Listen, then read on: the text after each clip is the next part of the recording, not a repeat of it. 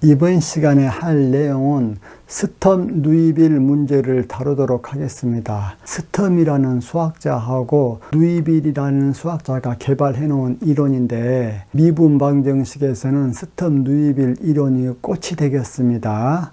꽃이 된다, 그 말은 앞의 내용들을 다 알고 있어야 이 내용을 이해할 수 있다, 그런 말이 되어지겠지요.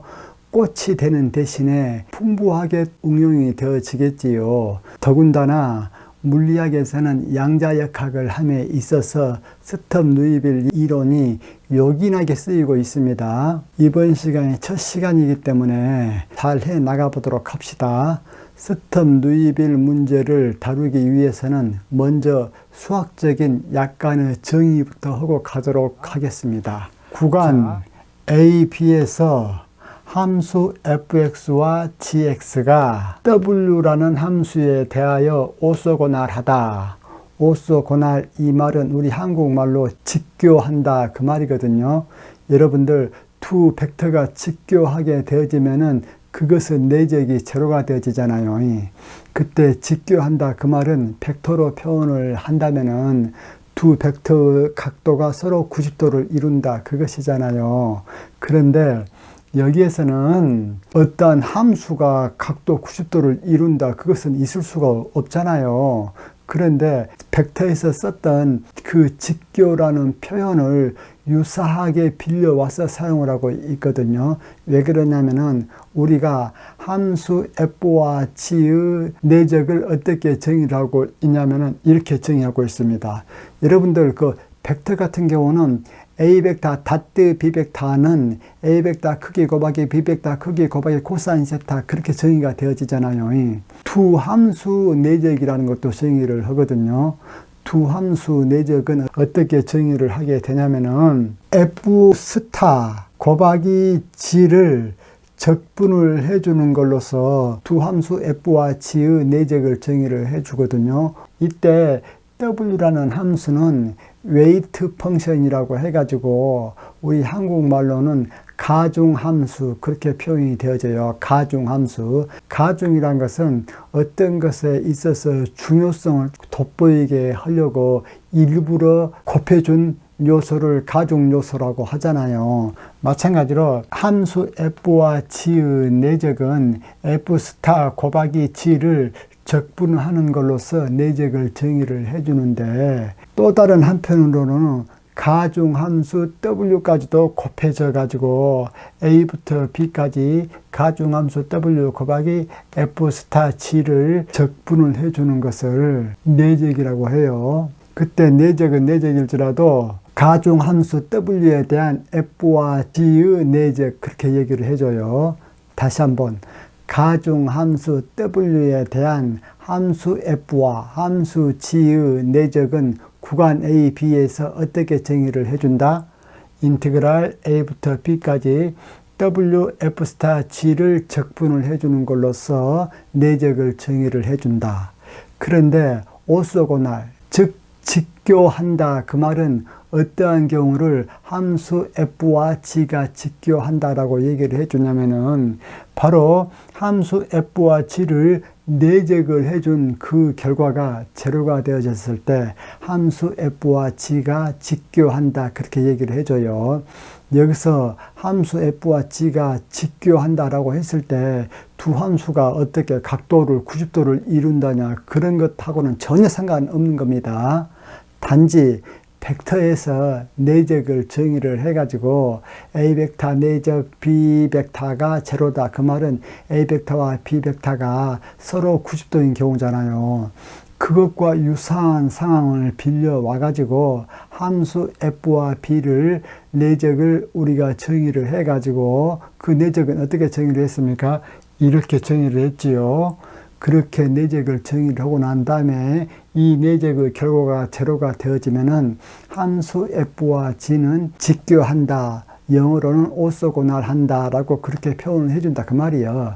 그런데 여기에서 여러분들이 한 가지 조금 주의 깊게 보셔야 될 것은 무엇이냐면은 가중함수 w에 대한 f와 g의 내적의 표시법입니다. 즉 가중함수 w에 대한 함수 f와 g의 내적은 가로 열고 f, g 가로 닫고 밑에다가 w 이렇게도 적어주고, 또 다른 한편으로는 이 가로 대신에 꺽쇠 가로를 사용을 해가지고 이렇게도 표현을 해주거든요.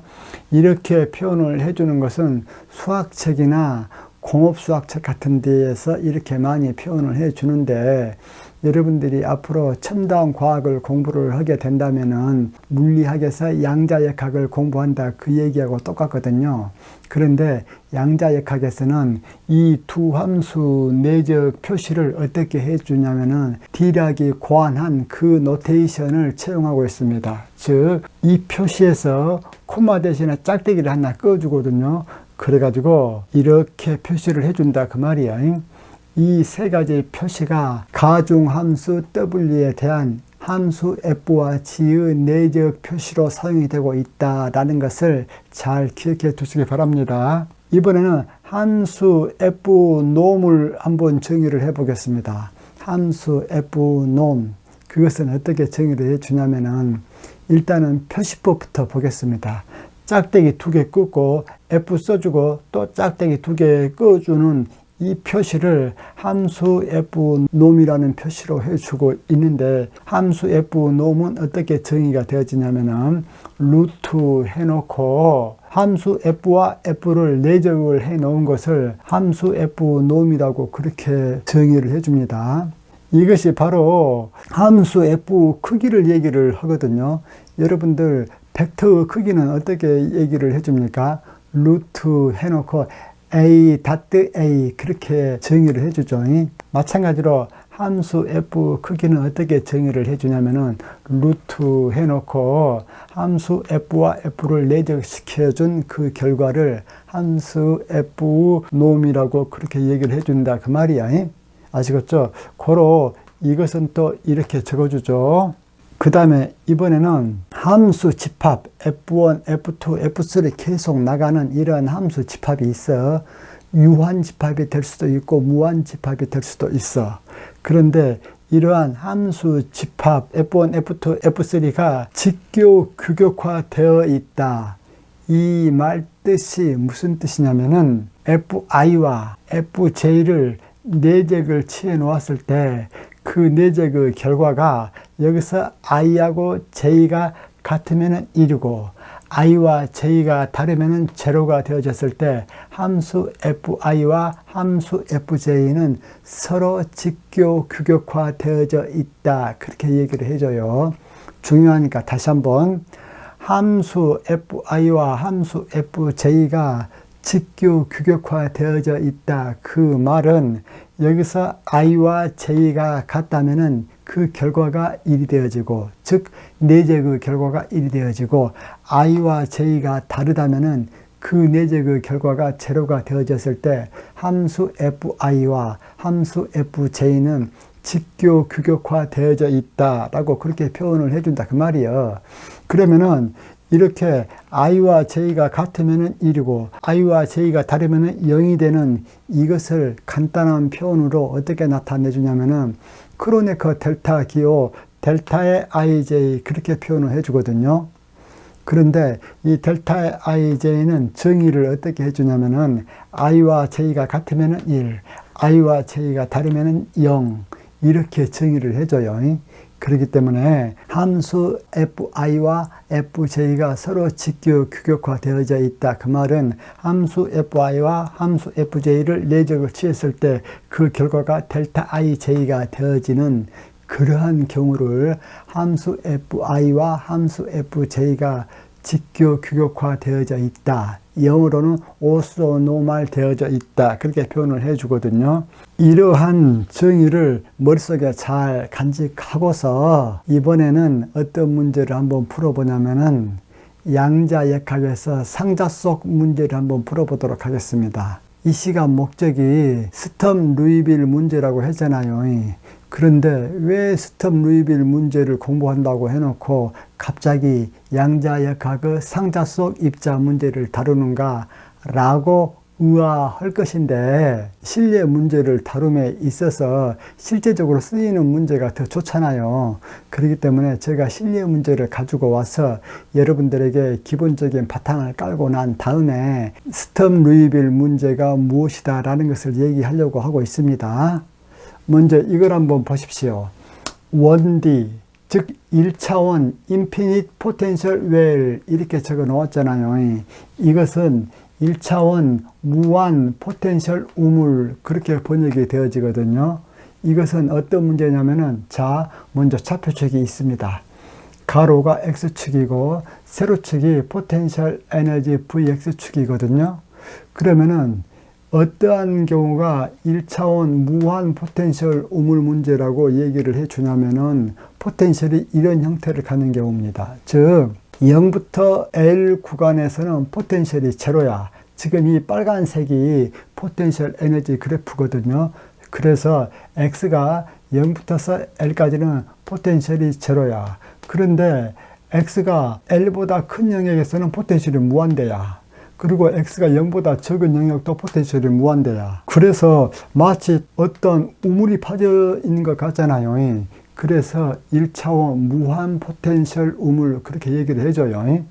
그러면은 이러한 1차원 무한 포텐셜 우물 속에 질량 에민 물체가 있다라고 했을 때 이 질량 에민 물체가 어떠한 거동을 할까 라는 것을 양자역학적으로 풀어보는 문제가 바로 1차원 무한 포텐셜 우물 이 문제가 되어지겠습니다. 그러면은 양자역학적으로 푼다 그 말은 주어진 포텐셜에 대하여 슈레딩거 방정식을 푼다 그렇게 얘기해도 되어지죠. 또 다른 말로는 주어진 해밀토니안에 대하여 에너지 고유치와 고유함수 프 사이를 구한다 그렇게도 얘기를 해 주는데 이번 시간에는 엄연히 미분 방정식이기 때문에 여러분들이 적당히 알아서 들으세요. 그러면은 먼저 1차원 무한 포텐셜 우물에 대하여 슈레딩거 방정식을 우리가 적어보면 이렇게 되어지는데 이러한 슈레딩거 방정식에서 우리가 지금 무엇을 구하려고 하고 있습니까? 이 질량 에민 물체의 에너지 E하고 또 질량 에민 물체가 여기에서 어떻게 존재할 수 있는가 그것을 나타내는 파동함수 프 사이를 구하려고 하고 있지요. 무엇을 통하여? 슈레딩거 방정식을 통하여. 이번 시간에는 일단 이 슈레딩거 방정식, 즉 시간에 대하여 독립인 이 슈레딩거 방정식을 푼다라고만 생각해 주십시오. 그러면 아까 제가 좀 전에 얘기를 했다시피 포텐셜 에너지 Vx는 X가 0부터 L 구간 사이에서는 제로죠. 0부터 L 구간 사이에서는 포텐셜 빨간색이라고 했죠. 이것이 제로이고 그 다음에 X가 0보다 적거나 이 영역이죠. 그리고 X가 L보다 크거나 바로 이 영역이죠. 여기서는 포텐셜 에너지가 무한대이죠. 그래 놓고 우리가 이제 바운더리 컨디션을 적어줘야 되겠지요. 바운더리 컨디션은 무엇이냐? 여러분들 저하고 같이 공부를 해왔잖아요. 한쪽은 포텐셜이 무한대인데 한쪽은 포텐셜이 유한하다. 즉 한쪽에서는 포텐셜이 무한대인데 다른 쪽에서는 포텐셜이 유한하다. 그러면은 경계 조건이 어떻게 되어진다겠습니까? 바로 그 경계가 되는 그곳에서는 파동 함수가 제로가 되어진다겠죠. 왜 파동 함수가 제로가 되어진다겠습니까? 혹시 잘 모르시는 분들은 여기 그릭에서 보세요. 그래가지고 입자가 존재할 수 있는 영역은 0부터서 L까지 요 사이에서만 존재를 해야 됩니다. 그래서 X는 이코르 0과 X는 이코르 L 바로 X는 이코르 0보다 적은 이쪽부터 파동함수 프 사이가 제로가 되어져야 되고 역시 X가 L 되는 이쪽부터 출발해서 무한대까지는 입자가 존재할 수 없기 때문에 X가 L 되는 그곳에서 파동함수가 제로가 되어져야 되겠더라. 이러한 미분 방정식을 이러한 포텐셜 에너지가 갖춰진 상황에서 이러한 바운더리 컨디션을 사용을 해서 이러한 미분 방정식을 풀어보자. 이 미분 방정식을 고치면 이렇게 되어지죠. 이것은 제가 여러분들에게 외우고 있으라고 했지요. H바 제곱분의 2m이 이것을 K 제곱으로 놓자. L보다 큰 영역과 0보다 적은 영역에서는 파동함수 psi가 제로라고 얘기를 했어요. 그것에 대해서 증명도 했고, 그렇기 때문에 우리가 구해야 될 파동함수 psi는 단지 0부터 L 이 범위에서만 구해주면 되거든요. 그러면은 0부터 L 구간 사이에서 포텐셜 에너지 Vx 대신에 0을 대입해 주면은 이렇게 되어지죠. 왜? H바 제곱분의 2m를 K 제곱으로 놨기 때문에.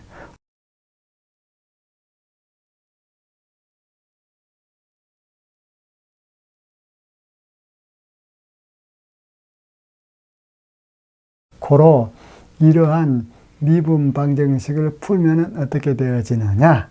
바로 이렇게 되어지겠다.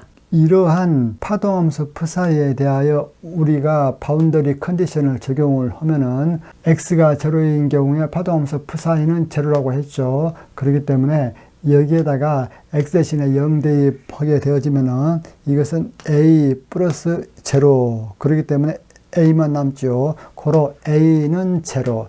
여기에서 이 제로는 파동함수 psi가 제로가 되어야 된다는 이 경계 조건으로부터 나온 제로예요. 그 다음에 x가 l인 영역에서 역시 psi가 제로가 되어야 된다 했잖아요. 그래서 여기에다가 l 대입하게 되어지면은 이미 a가 0이라는 결론은 났기 때문에 여기다가는 대입할 필요 없고, 여기에다가 L 대입하면은 B sin KL 그렇게 되어지죠. 그것이 제로가 돼야 되겠더라. 여기서 B sin KL이 제로가 되려면은 방법이 두 가지가 있죠. 첫 번째는 B가 제로가 되든지, 또 하나는 KL 이것이 플러스 마이너스 N파이가 되든지. N이라는 것은 정수죠. 만약에 B가 제로가 되어져 버리면은 A도 제로가 되어져 버리고 B도 제로가 되어져 버리기 때문에 파동함수 psi가 제로가 되어 버리잖아요. 파동함수 psi가 제로라는 것은 우리가 받아들일 수가 없죠. 왜?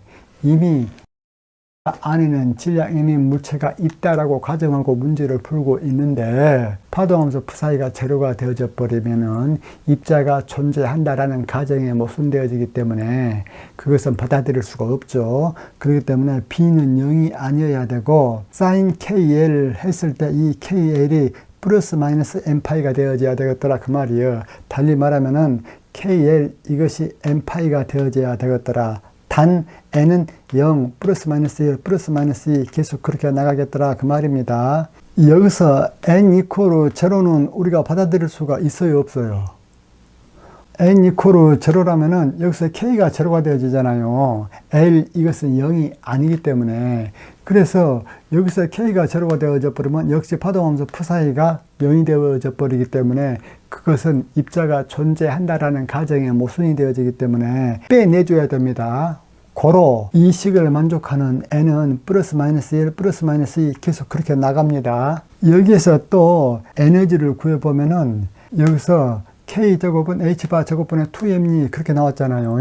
이것을 에너지 2로 정리를 하게 되어지면은 2는 2m분의 H바의 제곱, K제곱 그렇게 되어지죠. 그런데 K라는 것은 여기서 이렇게 결정이 되어졌죠. 그래서 2n분의 H바의 제곱 해놓고 L분지 N파이의 제곱 이렇게 되어지고, 이것을 다시 적어주면은 N제곱 2원 그렇게 적어줄 수가 있죠. 여기서 이 원이라는 것은 뭐예요? N 이퀄 1일 때 에너지가 되어지죠. 에너지 E가 결국 무엇에 의존해서 변하고 있습니까? N에 의존해서 변하고 있지요. 그래서 여기 에너지 E도 EN 이렇게 적어주면은 더 친절한 표시 방법이 되어지죠. 에너지 EN은 이렇게 나왔고, 고로 파동함수 psi 같은 경우도 다시 적으면 B sin KX인데 K가 L분의 N파이, 여기서 N이라는 것은 플러스 마이너스 1, 플러스 마이너스 2 계속 그렇게 나간다고 했죠. 여기서 N이 제로가 된 것은 어때? 제거한다고 했지요. 이 파동함수 psi를 다시 적으면 어떻게 되어지냐면은 마이너스 B sin의 L분지 N파이 X, 이것 같은 경우는 n이 0보다 더 적은 경우에 해당이 되어지는 파동함수가 되어지겠죠. 즉 말해서 여기서 n 대신에 절대치 n을 씌워줬을 때 이쪽에 마이너스가 붙어지겠다. 어떤 경우에 n이 0보다 더 적은 경우에. 그 다음에 n 이퀄 제로라면 이 파동함수는 제로가 되어지기 때문에 이것은 더 이상 소용이 없다겠죠. 그 다음에 n이 0보다 큰 경우는 당연히 이렇게 나타내지죠. 여기서 n은 플러스 마이너스 1, 플러스 마이너스 2 계속 그렇게 나간다고 했죠. 그런데 n 값이 음수인 경우에도 에너지를 보면은 양수인 경우와 똑같죠. 양자역학에서 중요한 것은 파동함수 psi가 아니라 파동함수 psi의 절대치 제곱이라고 했잖아요. 그것이 바로 입자를 발견할 확률 밀도라고 했잖아요. 여기에서 보면은 n값이 0보다 더 적은 경우 파동함수나 n값이 0보다 더 큰 경우 파동함수나 서로 절대치 제곱을 해버리면 똑같죠. 또한 n값이 0보다 큰 경우나 n값이 0보다 적은 경우나 n값의 절대값만 같으면은 에너지도 같더라. 그러면은 여기에서 굳이 음수는 우리가 취급해 줄 필요가 있어 없어? 없죠. 왜 그래? 음수에 대한 값이나 양수에 대한 값이나 다 똑같잖아요. 똑같기 때문에 여기서 음수는 굳이 취급해 줄 필요가 없다. 그래서 상자 속 입자에서는 이 n값을 우리가 무엇만 취급을 해주냐면은 1, 2, 3, 4 자연수만 취급을 해줘요. 왜 그래? n값이 0인 경우는 입자가 존재하지 않는다는 말이기 때문에 배제. 그 다음 n값이 0보다 더 적은 경우는 n값이 0보다 큰 경우하고 에너지와 파동함수 psi의 절대치 제곱이 같기 때문에 n값이 0보다 적은 경우는 취급해 줄 필요가 없다. 고로 상자 속 입자 문제를 취급을 해줄 적에는 n값이 어떤 경우만 취급을 해주냐면은 n값이 1, 2, 3 이렇게 나가는 자연수만 취급을 해줘요. 여러분들이 대부분 책들을 보면은 그냥 이렇게 풀어놓고 n값은 1, 2, 3, 4 그렇게만 적어 놓잖아요.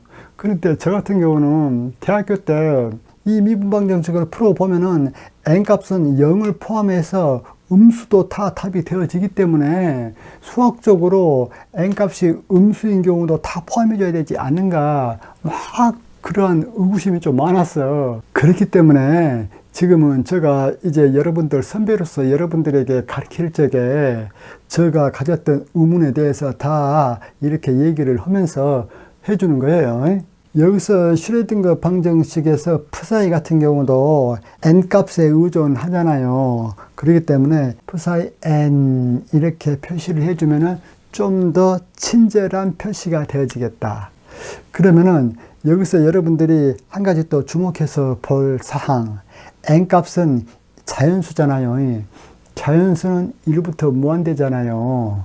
결국은 우리가 이 슈레딩거 방정식을 풀어보니까 에너지 고유치는 그 개수가 무한대 개수가 나오고 그 에너지 고유치 각각에 대한 파동함수 psi도 몇 개가 나왔습니까? 무한대개가 나왔지요. 즉 말해서 여기서 에너지 E1에 해당하는 파동함수 psi는 뭐예요? psi1 그렇게 되어지겠죠.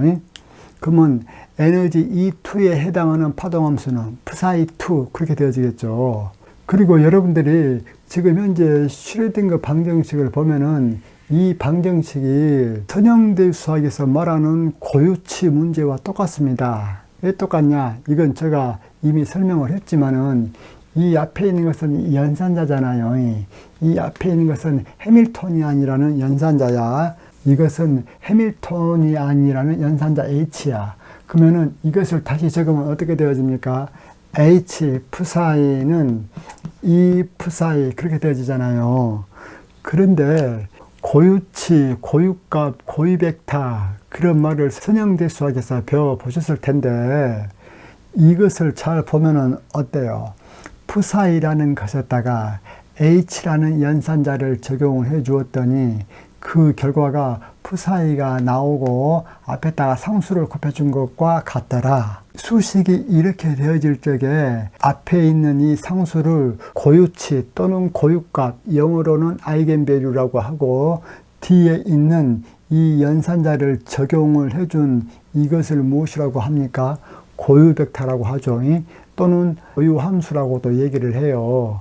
그래서 슈레딩거 방정식 자체가 고유값, 고유함수 그 문제와 똑같습니다. 그래서 우리가 이 고유값 문제를 풀어본 결과 푸사의 개수는 무한대개가 나왔죠. 에너지의 개수도 몇 개가 나왔어? 무한대개가 나왔죠. E1, E2, E3 그렇게 쭉 해서 이 무한대까지 가기 때문에 그래가지고 여기에다가 우리가 좀 더 친절하게 푸사의 n은 EM 푸사의 이렇게 적어주면은 좀 더 친절한 표현이 된다고 해서 여기도 당연히 EN 그렇게 해야 되겠지요. 그래서 이러한 슈레딩거 방정식을 조금 더 친절하게 적어주면은 이렇게도 되어지겠죠. 즉 푸사이 대신에 푸사이 n을 집어 넣어줬습니다. 그리고 E 대신에 EN을 집어 넣어줬습니다. 여기서 이 n 같은 경우는 E1, E2, E3 해서 무한대의 개가 나오고 E1에 해당하는 고유함수 또는 파동함수는 푸사이 1, E2에 해당하는 고유함수는 푸사이 2, E3에 해당하는 파동함수는 푸사이 3 그렇게 되어지죠. 여기에서 지금 제일로 중요한 사항을 제가 또 강조를 할 수밖에 없습니다. 무엇이 제일로 중요하느냐? 여러분들 이러한 무한 포텐셜 우물에서 슈레딩거 방정식을 푼 결과 1차적으로 답은 이렇게 나왔다고 했죠. 이 답이 이렇게 나왔어. 이렇게 답이 나올 적에는 이 푸사이가 딱 한 종류밖에 없잖아요. 이것밖에. 물론 미지상수 A와 B에 의한 것은 제외하고 푸사이라는 파동함수 자체는 이거 한 종류밖에 없다 그 말이에요. 그런데 푸사이라는 파동함수가 그 개수가 무한대가 되어지게 되는 그 원인이 어디가 있습니까? 여러분들 이 경계 조건 있죠. x가 제로인 곳에서는 파동함수가 제로가 되어져야 되고 x가 l인 곳에서도 파동함수가 제로가 되어져야 된다. 이러한 경계 조건으로부터 KL이 n파이가 돼야 된다는 결론이 나왔고 이로부터 에너지의 개수가 무한대가 나온다는 것을 우리가 알게 되었지요. 동시에 파동함수 푸사이 자체도 그 개수가 무한대가 된다는 것을 우리가 알게 되어졌어요. 이것을 물리적으로 말하면은 에너지가 양자화 되어졌고 또한 파동함수도 띄엄띄엄 그렇게 되어졌다 그 말이에요. 그러면은 파동함수와 에너지의 개수가 무한대 개수가 나오게 되는 근본적인 원인이 어디가 있습니까? 경계 조건이죠. 이러한 경계 조건. 이 경계 조건 때문에 이 슈레딩거 방정식을 만족하는 파동함수 푸사이 개수가 무한대가 나오게 된 거예요. 이것을 철저히 잘 알아두셔야 됩니다. 만약에 경계 조건이 없었다면 에너지도 띄엄띄엄 되는 일이 없고 동시에 파동함수 푸사이도 띄엄띄엄 되는 일이 없지요. 그런데 이 경계 조건 때문에 에너지가 양자화되고 파동함수가 그 개수가 무한대 개수가 되어졌다 그 말이에요. 이제 본격적으로 스턴 루이빌 문제를 다룰 준비가 되어졌습니다. 스턴 루이빌 미분 방정식은 어떤 형태이냐? 이러한 형태입니다. 지금 보니까 좀 멍하죠? 읽어보면서 차근차근 봅시다. 즉 px라는 함수와 y-를 곱해가지고 그 전체를 미분해서 거기에다가 qx라는 함수와 또 람다와 wx를 곱해가지고 이 전체를 y를 곱했어. 그 결과가 0이 되어졌단 말이야. 여기에서 이 람다를 고유값이라고 해요. 그리고 y 있죠. 이것을 고유함수라 그래. 고유값 문제 같은 경우는 그 방정식 형태가 어떻게 되어진다고 했습니까? 이런 형태라고 했죠.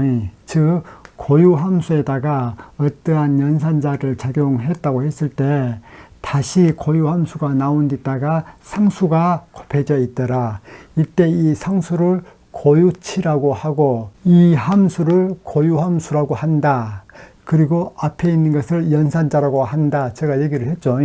이것 같은 경우 이 람다를 고유값이라고 했고 이 y를 고유함수라고 얘기했다라는 말은 이 방정식 자체를 고유치 방정식으로 고칠 수 있다라는 얘기죠. 즉 말해서 이런 형태로 고칠 수 있다, 그런 얘기가 되어지겠죠.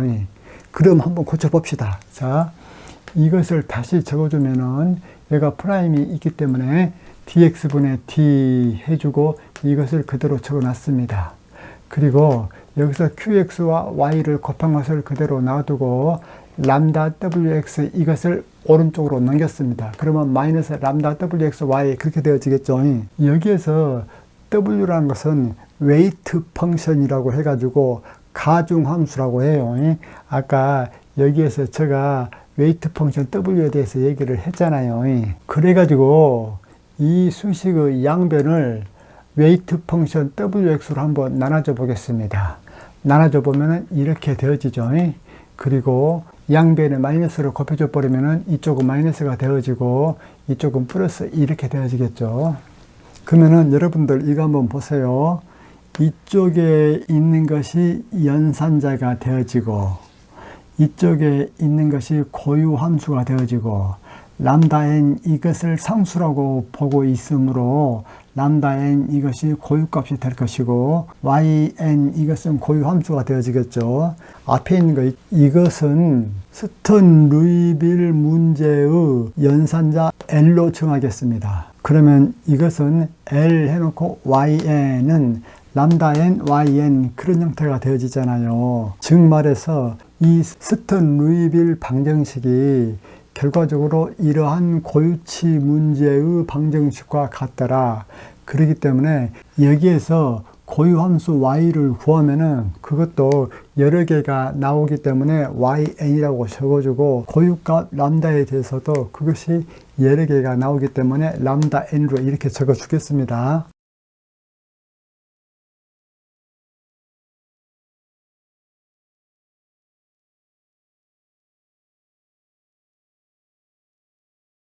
이때 이러한 스턴 루이빌 방정식에서 함수 px 있죠. 이것은 일개 미분이 가능해야 되겠지요. 그래야 여기에서 미분을 할 때 미분을 할 수 있겠죠. 고로 여기서 px는 일개 미분이 가능해야 되고 웨이트 펑션 wx 같은 경우는 0보다 크게끔 정의가 되어져 있습니다. 여기서 p, q, w 있죠. 이 세 개가 가지는 공통적인 것은 연속일 것. 거기에다가 px라는 것은 일개 미분이 가능할 것. 웨이트 펑션 w는 0보다 클 것. 이러한 조건을 달아가지고 스텀이라는 수학자와 루이빌이라는 두 수학자가 자기들의 이론을 전개를 해서 아무튼 이러한 미분 방정식이 스텀 루이빌 미분 방정식인데 이 미분 방정식에 경계 조건도 부과를 했거든요. 그 사람들이 그 경계 조건은 바운더리 컨디션이라고 해가지고 두 가지를 부과를 했어요. 첫 번째 a1ya 플러스 a2y 프라임의 a는 0이다. 이러한 조건하고 또 하나의 조건은 b1yb 플러스 b2y 프라임 b는 0이다. 뭔 소리인지 모르겠죠. 저도 처음에는 뭔 소리인지 몰랐거든요. 그런데 경계 조건을 이러한 형태로 하나 주고 또 이러한 형태로 하나 주었는데 여기서 물론 y라는 것은 이 스텀 루이빌 미분 방정식에서 그 y예요. 즉 스텀 루이빌 미분 방정식은 구간 A, B 사이에서 정의가 되어져서 다시 한번 스텀 루이빌 미분 방정식은 어디에서 정의가 되어졌다고? 구간 A, B 사이에서 정의가 되어졌단 말이야. 그때 A라는 점에서의 경계 조건은 이렇게 정해졌고 B라는 점에서의 경계 조건은 이렇게 주어줬는데 한 가지 주의할 사항. 여기서 A1과 A2는 둘 다 동시에 제로가 되는 일은 없어져야 되겠다. 즉 그러한 조건 하에서 자기들의 이론을 세워나갔다 이거예요. 저는 학생 때 공부할 때 아니 왜 이게 0인가 그렇게 의구심을 가졌는데 이게 왜 0인가 그런 질문이 아니고 이게 0이라는 조건 하에서 자기들의 이론을 전개해 나갔다 그 말이에요. 마찬가지로 이러한 조건 하에서 자기들의 이론을 전개해 나갔어. 다만 1번식에서 A1과 A2는 둘 다 동시에 제로가 되어서는 안 되겠다. 이 말을 달리 말하면 어떻게 표현이 되어질까? A1 제곱 더하기 B1 제곱은 0이 아니다. 그렇게 정리하면 되겠지요. 여기서 A1, A2, B1, B2 같은 경우는 다 실수예요. 다 실수이기 때문에 A1 제곱 더하기 B1 제곱이 0이 아니다. 그 말은 둘 다 동시에 제로가 될 수는 없을 때 이러한 말이 가능하죠. 마찬가지로 여기서도 B1과 B2가 동시에 제로가 될 수는 없다. 그러한 조건을 달리 적어주면은 B1 제곱 플러스 B2의 제곱은 0이 아니다. 여기에서 이렇게 경계 조건을 적어주는 이유도 결과적으로 무엇 때문에 그러냐면은 아까처럼, 즉 아까 여기에서 슈레딩거 방정식을 다룰 때처럼 경계 조건을 주게 되어지면은 파동함수 개수가 무한대 개수가 나온다라는 것을 이해하게 되어졌잖아요.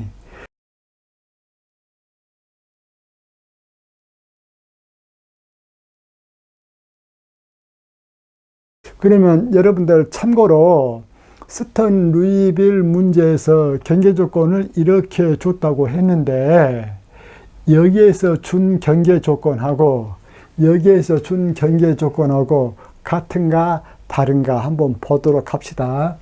여기에서는 p사이 제로가 되어지고 p사이 L이 제로가 되어졌잖아요.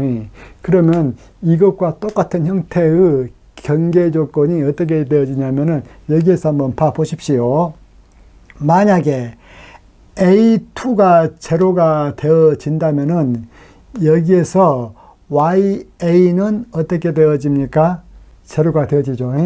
즉 여기서는 A가 이 무한 포텐셜 우물 문제와 비교를 해 보면은 A가 제로가 되어지고 B가 L이 되어지는 그러한 경우입니다.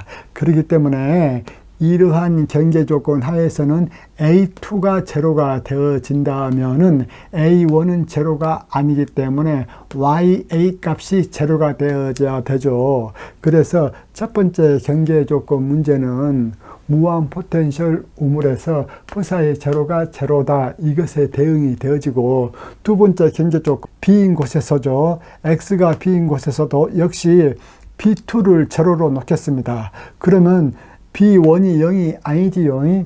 그렇기 때문에 B2가 제로가 되어지는 그러한 상황에서 B1이 0이 아니기 때문에 YB가 제로가 되어지죠. 그것은 무한 포텐셜 우물로 말한다면 p사이 L이 제로가 되어지는 것에 대응이 되어지잖아요. 다시 말해서 이 경계 조건은 바로 이 경계 조건을 충분히 포함하고도 남는다 그 말이야. 그래서 스턴 루이빌 미분 방정식에서도 이렇게 경계 조건을 주는 이유가 무엇 때문이냐면은 스턴 루이빌 미분 방정식을 만족시키는 y 값을 무한대 개수를 얻어내려고 해요.